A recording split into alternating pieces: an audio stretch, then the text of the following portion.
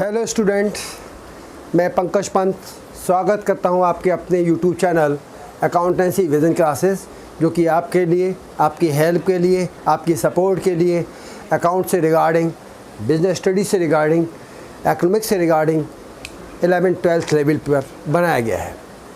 हमारा जो चैप्टर चल रहा था volume 1 12th class accounting for partnership from fundamental pass adjustment की प्रॉब्लम चल रही थी।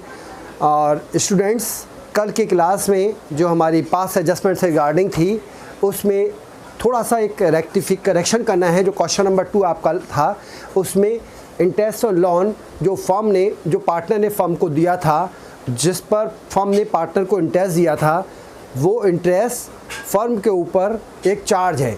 तो उसमें एक जो लाइन लिखी है वो लाइन एक्चुअली ये है, being a charge against the profit.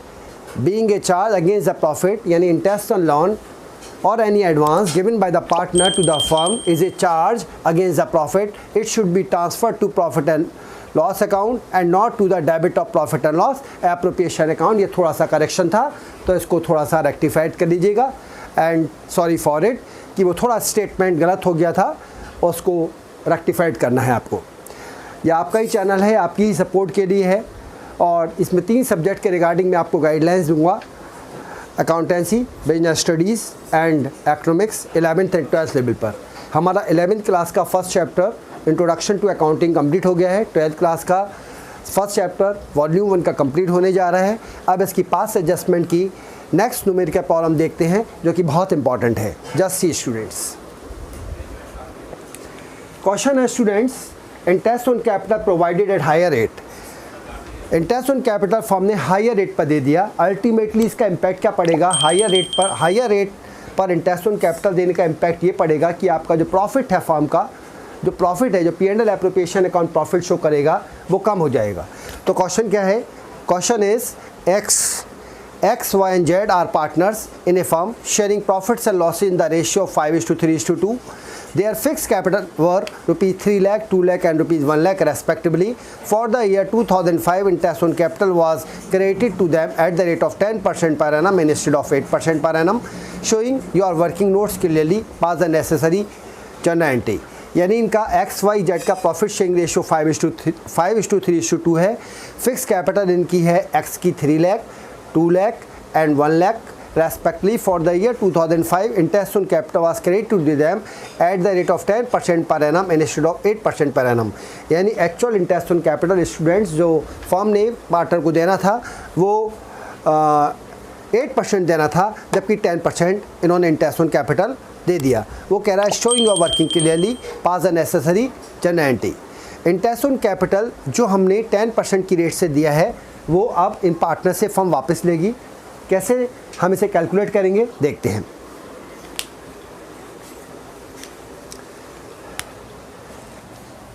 Capital है X, Y और Z की 3 लाख, 2 लाख एंड 1 लाख। अगर मैं इस पर 10% काउंट करता हूँ तो 10% होता है 3 लाख का 30,000 रुपीज़, 20,000 रुपीज़ एंड 10,000 रुपीज़। ये मेरी इंटरेस्ट ऑन कैपिटल आ गई 10% की रेट से। ये वापस लेगी फर्म, तो X, Y, Z तीनों के करंट अकाउंट में पैसा डेबिट हो जाएगा, यानी 30,000, 20,000 एंड 10,000, और ये पैसा फर्म के अकाउंट में क्रेडिट हो जाएगा 60,000। ओके स्टूडेंट्स, अब एग्जैक्ट परसेंटेज क्या थी? 8%। 8% से अगर मैं चार्ज करता हूँ तो 3 लाख का 8% होता है 24,000, 2 लाख का 8% होता है 16,000 और 1 लाख का 8% होता है 8,000। ये मेरा एक्चुअल IOC आ गया। तो ये actual interest on capital firm partner को देगी, तो पार्टनर से कैपिटल करंट अकाउंट में क्रेडिट कर देंगे 24,000, 16,000 एंड 8,000, और टोटल ये अमाउंट कितना हो गया? 24 और 16 होता है हमारा 40 और ये 48, कितना हो गया? 48। अब अगर मैं इसे क्लोज करता हूँ 60, 60, ये 12,000 रुपीज़ का प्रॉफिट हो गया। इस 12,000 रुपीज़ को मैं 5:3:2 में ब्रेक कर लूँगा, यानी 10 से डिवाइड कर दीजिए। 1200 मल्टीप्लाई बाई 5, ये होता है 6,000। एक्स से करंट अकाउंट में क्रेडिट कर दीजिए, और 1200 इंटू 3 होता है 3,600, वाई के अकाउंट में क्रेडिट कर दीजिए, और 1200 इंटू 2 होता है 2,400, जेड के अकाउंट में करंट अकाउंट में क्रेडिट कर दीजिए। अब चूँकि करंट अकाउंट में यहाँ क्यों यूज़ कर रहा हूँ, क्योंकि ये कैपिटल जो है, इनकी जो कैपिटल है वो फिक्स्ड है। क्या है? फिक्स्ड। इसलिए जो भी एडजस्टमेंट एंट्री बनेगी वो इनके करंट अकाउंट से एडजस्ट होगी। अब इसे देख लेते हैं। 30,000 एंड 30,000, 20,000 और 19,600 और 10,000 और इधर 10,400।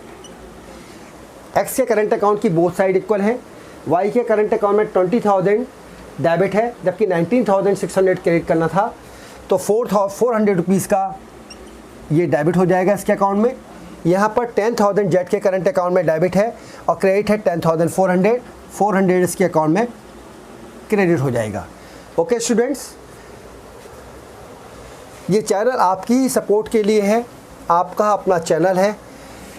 इसे लाइक, शेयर एंड सब्सक्राइब करना ना भूलिए। लाइक, शेयर एंड सब्सक्राइब करने से थोड़ा एक मोटिवेशन बनता है, मोटिवेशन होता है कंटेंट्स क्रिएट करने वाले को, और वो ज़्यादा बेटर देने की कोशिश करता है आपको। तो एंट्री क्या बन गई? Y's current account debit, general entry का फॉर्मेट तो आपको पता ही होगा, ये मेरा फॉर्मेट हो जाता है। This is for date, this is LF, DR amount rupees और CR अमाउंट रुपीज़, ये मेरा जनरल एंट्री का फॉर्मेट है। तो एंट्री क्या बन गई? Y's current account debit to जेड्स current account, being adjustment entry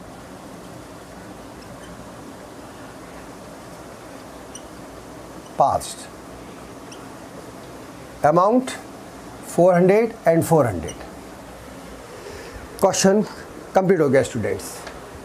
so actually past adjustment में जो हम, या पास्ट एडजस्टमेंट करने का मेन लॉजिक क्या है कि मान लीजिए हमने प्रॉफिट एंड लॉस जो एग्जैक्ट रेशियो जो था उस रेशियो में नहीं बांटा, interest on capital higher rate से चार्ज कर दिया या लेस रेट से चार्ज कर दिया, इंटरेस्ट ऑन ड्राइंग्स को ऑमिटेड कर दिया, किसी पार्टनर को सैलरी या कमीशन देना था उसे नहीं दिया, तो उससे क्या होता है, एक्चुअल प्रॉफिट का एलोकेशन नहीं हो पाता। इसलिए पास्ट एडजस्टमेंट्स को कंसीडर करना बहुत इंपॉर्टेंट है। लास्ट क्वेश्चन देखते हैं, इस टॉपिक को ख़त्म करते हैं, फिर इसके बाद एक टॉपिक रह जाता है इस चैप्टर में, गारंटी ऑफ मिनिमम प्रॉफिट, उसको हम नेक्स्ट क्लास में कंक्लूड करेंगे। सो नेक्स्ट प्रॉब्लम देखते हैं इसकी। अब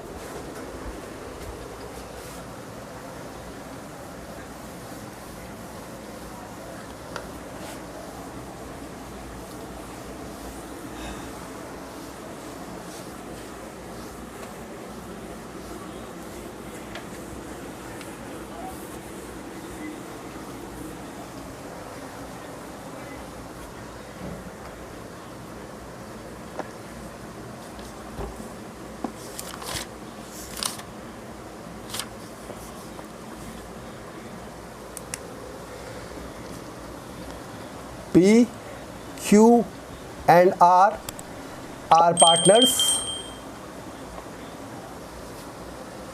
in a firm. Their capital account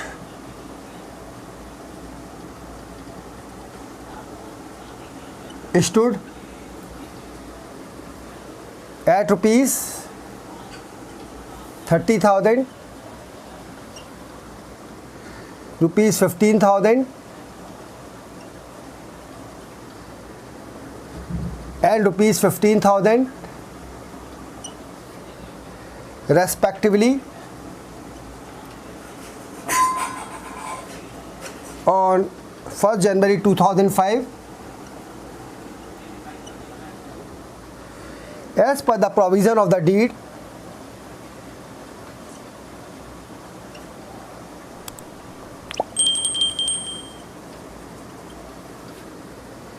R was to be allowed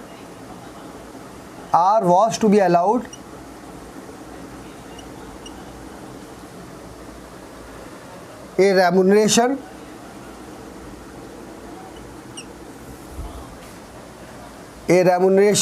यानी salary of rupees 3000 per annum, interest at the rate of 5% per annum, interest at the rate 5% per annum was to be provided on capital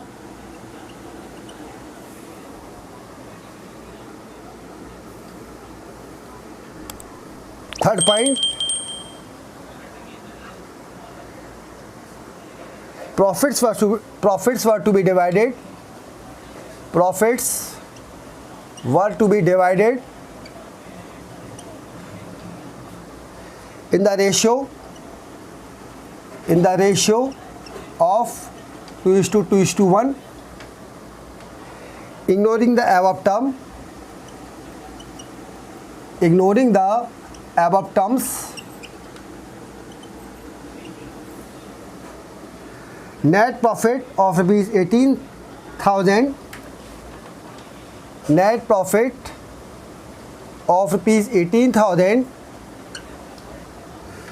for the year ended 2005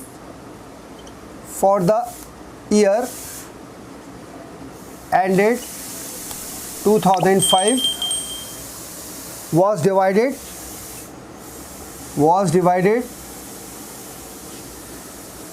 among the three partners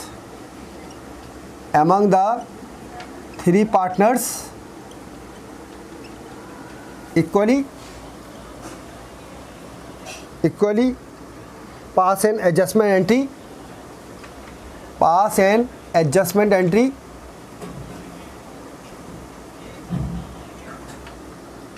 to rectify the error,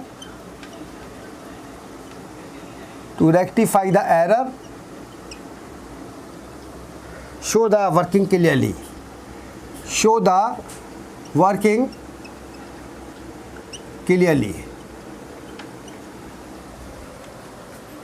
question, ये question है बेटा। PQ&R are partners in a firm. Their capital account stood of rupees 30,000, 15,000 and 15,000 respectively on 1st January as per the provision of the deed 1st January 2005 as per the provision of the deed। इन सारी चीज़ों को omitted करते हुए firm ने profit को distribute कर दिया। ये सारी चीज़ें कंसीडर नहीं करी गई और प्रॉफिट को डिस्ट्रीब्यूट कर दिया गया। जब इन सारी चीज़ों को कंसीडर नहीं करा गया होगा तो जो भी प्रॉफिट फर्म ने पार्टनर को डिस्ट्रीब्यूट करा होगा वो गलत होगा। तो हमें इन चीज़ों को कंसीडर करना है।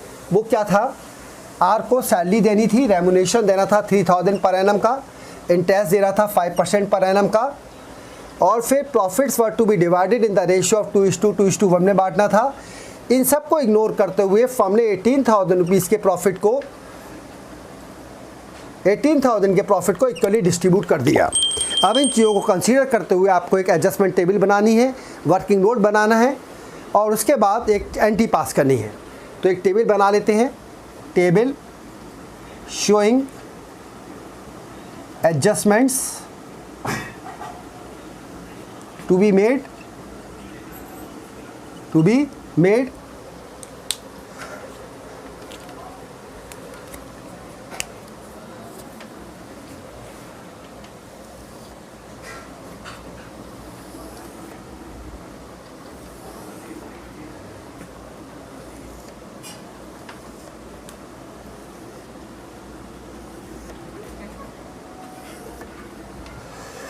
particulars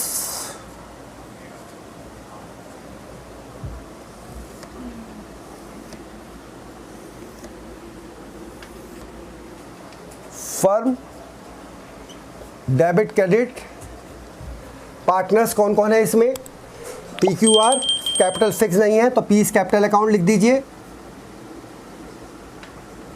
DRCR after date Q's capital account,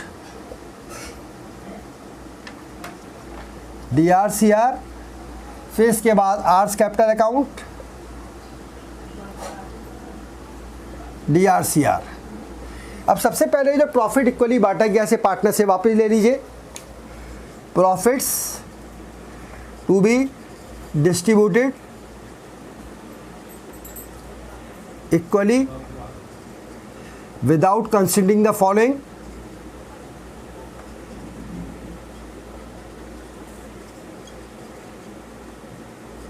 $18,000 को 1:1:1 में ब्रेक कर लीजिए, 3 से डिवाइड कर लीजिए, ₹6,000 ईच आ गया। ये फर्म ने पार्टनर से वापस लेना है, फर्म के अकाउंट में डेबिट कर दीजिए। 6,000 फर्म के अकाउंट में जमा कर दीजिए 18,000। अब ये सारी एडजस्टमेंट जो छूटी है इन्हें कंसीडर करिए। आर को रेम्यूनरेशन देना है हमें 3,000 पर एनम का। आर सैलरी, आर की सैलरी कितनी है, आर हमारा ये है, आर की सैलरी है 3,000। आर की सैलरी पार्टनरशिप कैपिटल अकाउंट में क्रेडिट कर दीजिए और फर्म के अकाउंट में डेबिट कर दीजिए। आफ्टर डेट इंटरेस्ट निकालना है, इंटरेस्ट ऑन कैपिटल निकालिए। इंटरेस्ट ऑन कैपिटल यहाँ रफली वर्किंग नोट बना लेते हैं। This is your working note, ये वर्किंग नोट हो गया। आर की कैपिटल कितनी है 30,000, पी की है, पीस कैपिटल है 30,000 का 5% होता है 1,500। और फिर क्यू की कैपिटल कितनी है, क्यूज़ कैपिटल कितनी है स्टूडेंट्स 15,000 का 5% कितना होता है 750। फिर आर की कैपिटल कितनी है, आर्स कैपिटल, आर की कैपिटल है हमारी 15,000 का 5% होता है 750। ये तीनों इंटरेस्ट ऑन कैपिटल फर्म ने पार्टनर को देने हैं तो पार्टनर्स के अकाउंट में क्रेडिट कर दीजिए। इंटरेस्ट ऑन कैपिटल 1,500, 750 एंड 750 और 3,000 रुपीज़ फर्म के अकाउंट में डेबिट कर लीजिए। After date interest on capital भी इंटरेस्ट ऑन कैपिटल हो गया। Profit were to be divided in the ratio 2:2:1 ignoring the above term. Net profit इतना डिस्ट्रीब्यूट कर दिया गया।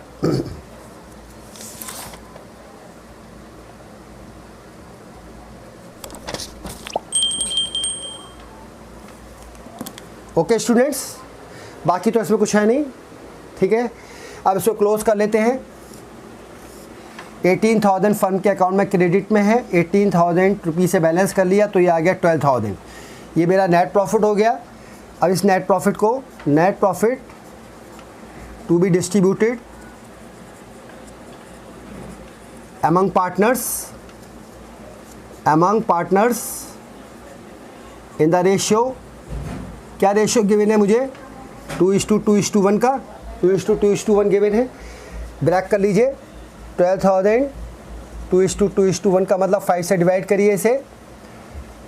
2,400 इंटू 2, 2,400 इंटू 2 और 2,400 इंटू 1, तो इसका आ गया 4,800, इसका आ गया 4,800 और इसका मेरा आ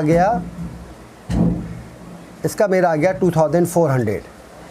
तो 4,800 पीस के अकाउंट में क्रेडिट, 4,800 क्यू के अकाउंट में क्रेडिट और 2,400 आर के अकाउंट में credit. Is it clear?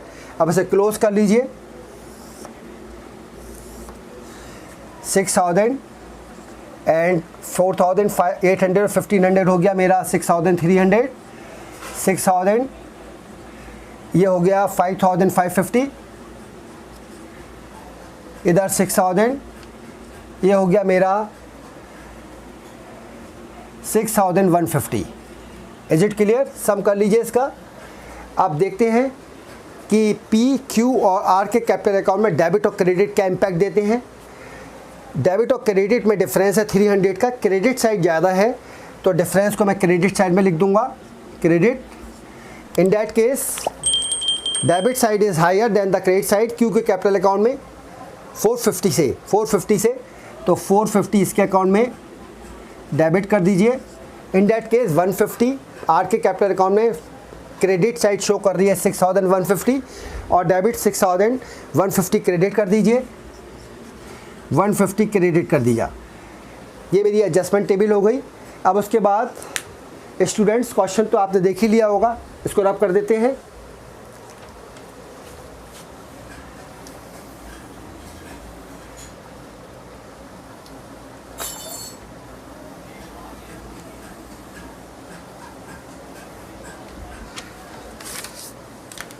Journal entry का फॉर्मेट तो आपको पता ही होगा। ये मेरा डेट हो जाता है, ये LF और ये डेबिट और क्रेडिट अमाउंट। ये मेरा डेट का कॉलम बन जाता है, ये पर्टिकुलर्स हो जाता है और इधर LF आ जाता है, इधर DR अमाउंट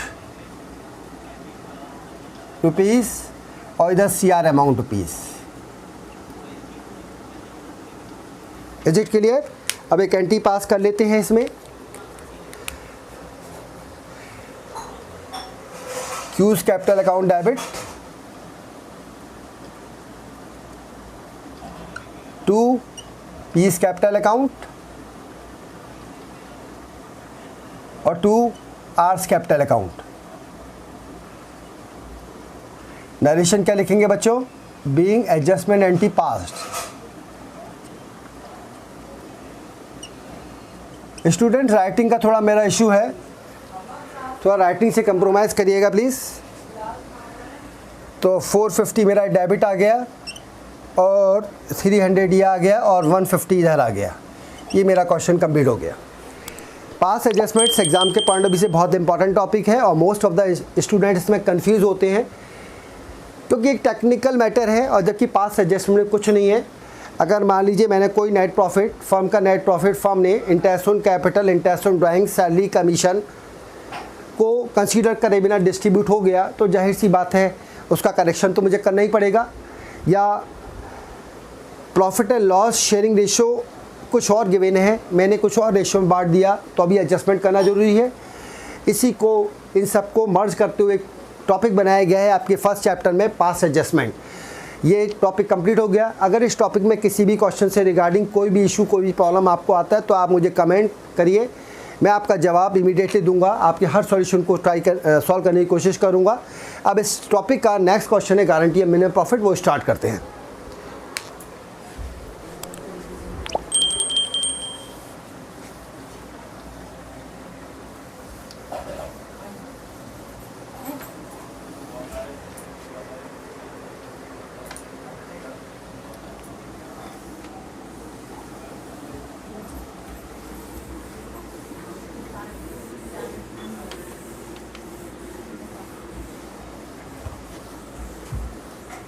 तो स्टूडेंट्स इस चैप्टर का फंडामेंटल का वॉल्यूम 1 12th लेवल पर जो accounting for partnership form fundamental है, गारंटी ऑफ मिनिमम प्रॉफिट है, लास्ट टॉपिक है।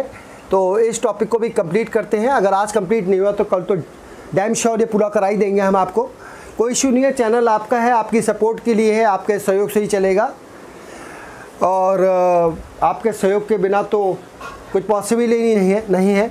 हम तो आपको अब सिर्फ अच्छा बेस्ट दे सकते हैं, टॉपिक्स बता सकते हैं, इंपॉर्टेंट क्वेश्चन बोर्ड के पॉइंट ऑफ व्यू से बता सकते हैं। इसके बाद में प्रैक्टिस करना और वहाँ पर एग्जीक्यूट करना, हमारे कॉन्सेप्ट को एग्ज़ाम में एग्जीक्यूट करना, ये आप ही लोगों का काम है, आप ही लोग हमें रिजल्ट दिलाते हैं। सो लास्ट टॉपिक है गारंटी ऑफ मिनिमम प्रॉफिट। अब एक्चुअली मैं गारंटी ऑफ मिनिमम प्रॉफिट का बेसिक कॉन्सेप्ट आपको बता देता हूँ। सपोज़ करिए दो पार्टनर है A, B, C।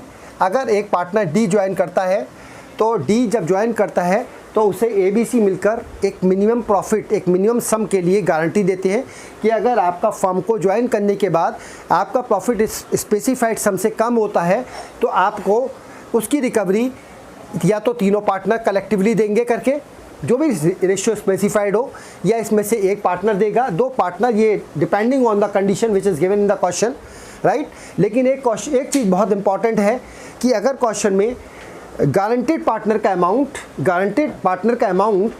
गारंटेड मतलब जिस अमाउंट के लिए गारंटी दी है उससे उसका एक्चुअल प्रॉफिट ज़्यादा चला जाता है, राइट, तो उसका एक्चुअल प्रॉफिट ही कंसीडर होगा।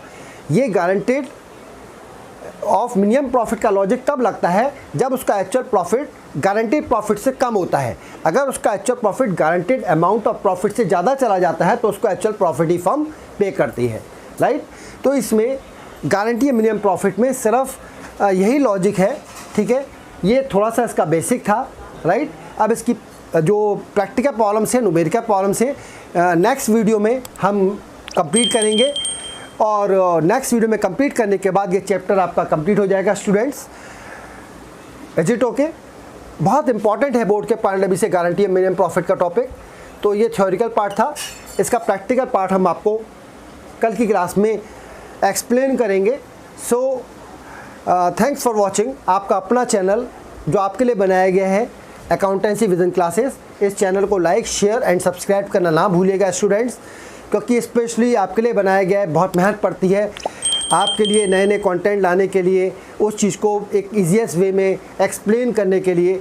तो अगर आप चैनल को लाइक, शेयर एंड सब्सक्राइब करते तो इससे एक मोटिवेशन बढ़ता है और पढ़ाने वाला एक टीचर अपना और अच्छा करने का प्रयास करता है कि आपको और अच्छी चीज़ें सिंप्लीफाइड वे में बताई जाएँ। बेल आइकन को दबाना ना भूलिएगा, क्योंकि इससे करने से आपको लेटेस्ट नोटिफिकेशन आप तक पहुँचेंगे, जिससे आपको अपडेट मिलता रहेगा टाइमली।